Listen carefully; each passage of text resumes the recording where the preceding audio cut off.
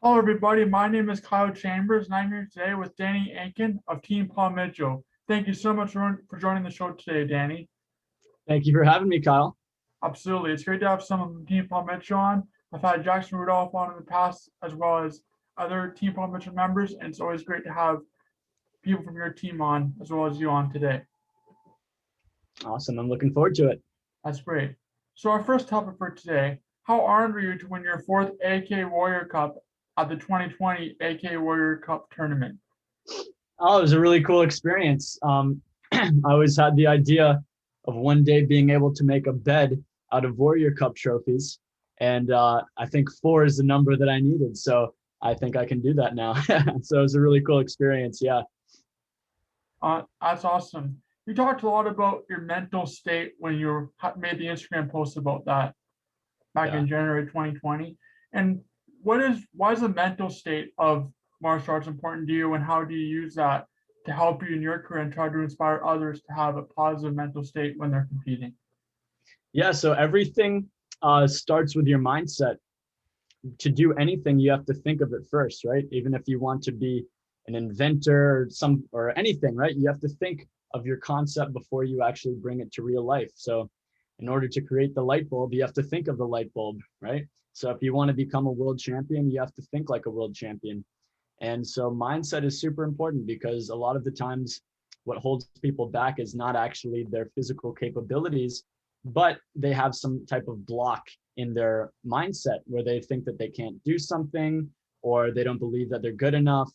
And so that's really the first step. And usually the hardest one is to get over those mental barriers to success. And if you can acquire the mindset of a champion, those actions and results will follow. That's awesome. Moving into your professional career, how did your discipline in karate help you transition into the business world? Yeah. So, well, martial arts has definitely given me a lot of really good um, character traits, I would say, like discipline, perseverance, things like that. All the things that we learn in martial arts class are applicable to anything in life. So for me, I always had a inclination towards business um, and so I figured that I could use a lot of these skills and mindsets that I've acquired through martial arts into the business world. And I've tried many different endeavors. I've teamed up with a lot of big companies in martial arts, as well as some of my own endeavors. And, all I can say is that all of um, mental, um, the mental things that I have acquired from advancing in martial arts are completely applicable to all the other things that I want to be successful in my life. That's awesome. It's great you're able to transition from your martial arts world and your business world and kind of have a vice versa as well. I've actually done a lot of things as an athlete, doing online tournaments and doing sport karate.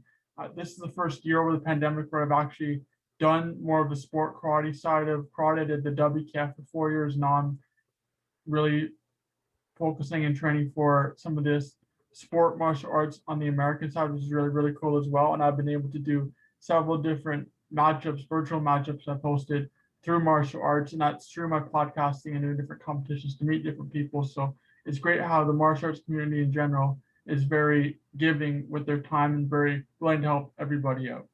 Totally, yeah. There's some amazing people in martial arts, and that's one of the other great things about this sport is that we have to learn these higher qualities essentially to be a good martial artist. Part of being a martial artist is not just the physical capabilities, but a true martial artist is not a black belt just in their moves, but a black belt in their mind, right? And that means being a good person. And so I find that a lot of martial artists are great people, and they're willing to help others out and give their time, and very service oriented and want to give back. So yeah, I totally agree with you. There's a lot of amazing people. Absolutely. How much an honor was it for you to be able to earn your spot on Team Palmetto back in 2015? Oh, it was like the greatest honor of my life, honestly. Like when I was a little kid, just starting extreme martial arts, that was my goal. As soon as I found out what extreme karate was, I watched some YouTube videos, and all the people that I thought were really good had this Paul Mitchell logo on their gi. I was like, oh, like that's got to be like the team, that's got to be the best team out there, because all these people that I thought were really good happen to have this Paul Mitchell logo. And so when I was 8 years old, pretty much as soon as I found out what extreme karate was, it was my goal. I want to be on that team that all these people that I look up to are. So, every training session that I had, every workout was pretty much tailored towards this goal of one day getting on my dream team, Paul Mitchell. So yeah, when I got on, that was like my biggest dream being accomplished.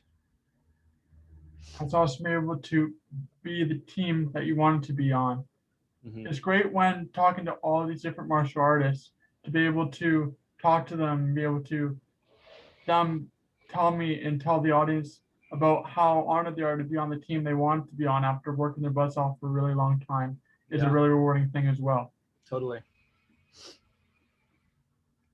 So you competed at the Battle of Atlanta, and you were able to go on stage at the Battle of Atlanta and represent the extreme athletes because you won the championship in the extreme male 18 plus division. So what were some of the things you thought you did well at the Battle of Atlanta, and what are some of the things you want to improve upon going into the U.S. Open Championship here in the next couple of weeks? Mm-hmm. Some of the things that I think I did well, just being back on stage and getting back into the swing of things. I think, for me, Battle of Atlanta, my intention was to get information, see how it really feels to be back on stage. What do I need to adjust? What do I do? What am I doing well? What do I need to work on? So for me, it's all positive. To me, it's like my first tournament back. So, I'm just kind of figuring out, where am I at? Where do I actually stand? Because we all know that it feels much different doing our forms at a tournament than it feels in practice. So I think I stuck some moves, and I did a lot of new hard tricks and releases that I've never done before. And I'm very happy that I stuck them in my divisions. Some things that I can improve.